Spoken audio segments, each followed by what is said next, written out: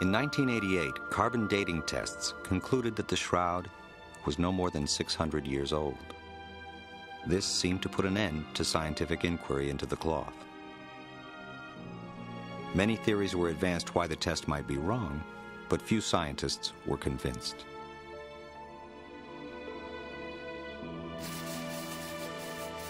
Then, microbiologist Dr. Garza Valdez announced a significant discovery, a coating he found on ancient cloth fibers caused by bacteria, which can distort carbon dating.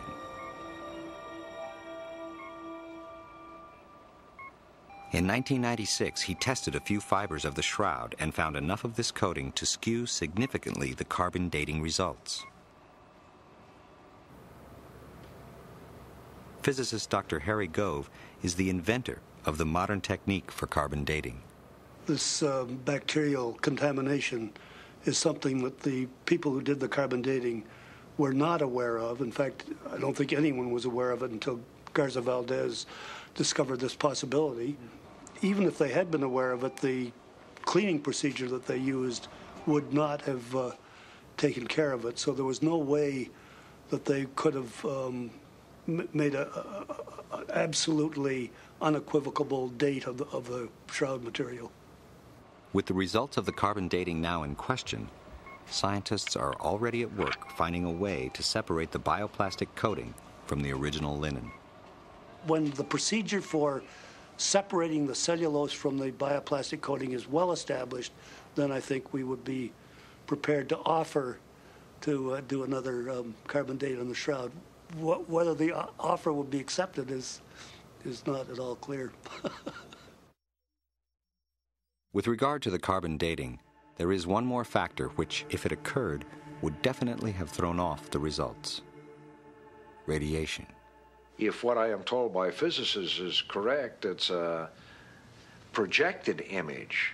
And in other words, it's almost as though the body were floating in the middle of the cloth and all of the projection comes off at right angles to the body. This image is directly collimated from the body. That is, it's parallel to gravity. This is so unique that it has to be explained as a radiation phenomena. And as we rotate back, radiation may be the only way to explain recent findings that the image is like an X-ray, revealing internal structures of the body. We are seeing the bones, the metacarpals, here. Even more striking, as we shift up to the wrist area and rotate back and forth, looking here, we can identify the individual wrist bones on the shrouded Turin. We see skeletal features in the depth of the body consistent with some type of X-radiation.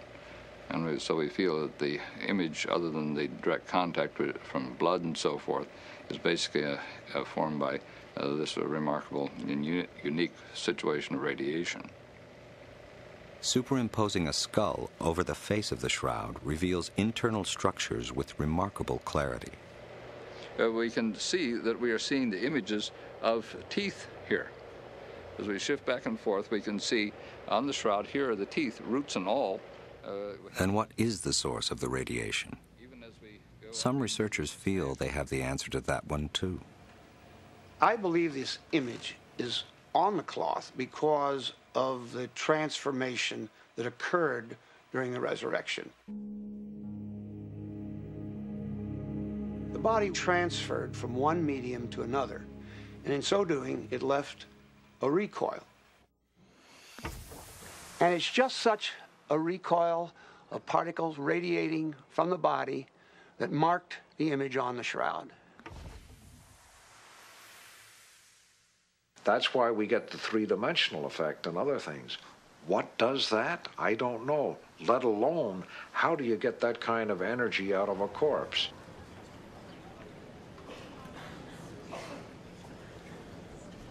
We will never know if the image on the cloth is Jesus. The fascination itself, though, with the cloth is that it links us, everyone, to a death. The death of a person. This shroud is symbolic of the big issues of life after death. Is there a world afterwards? What is the meaning of the shroud? I don't think it's essential to anyone's faith, But in that same chapter 20 of the Gospel of John that describes its discovery in the empty tomb, we also have the story of the doubting Thomas. I think there's still a lot of folk around in the 20th century whose spiritual birth certificates are from Missouri. You've got to show me.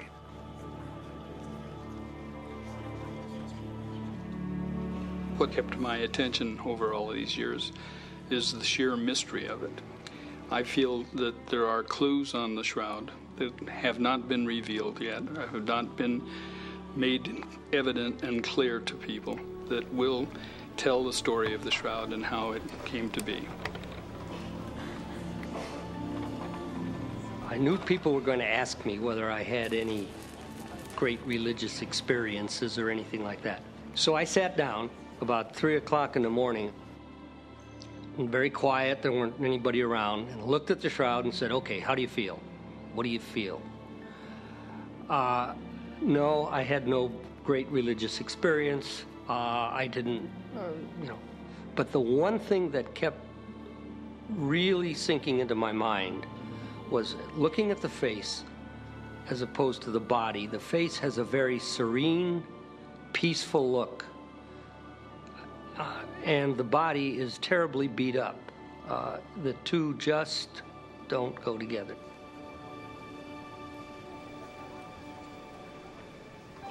Our team spent hundreds of thousands of hours. And after that period of time, remembering that our primary goal was to go and determine how the image was formed, came back with nothing. Could not answer that question. So in essence, we can tell you what it's not, but we cannot tell you what it is.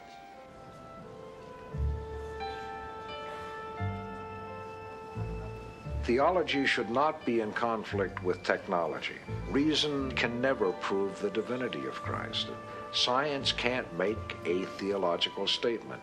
At best, it can say, this probably wrapped the historical Jesus of Nazareth. But the question that theology asked is, who do you say that I am?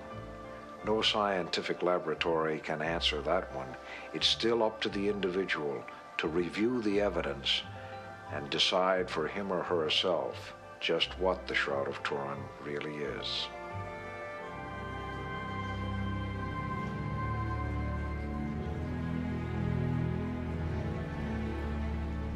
The Shroud of Turin has made a greater impression on my life than anything else. It's kept my total attention for over 20 years. I'm not through with it at this time. I expect that it'll be the major focus of my attention the rest of my life.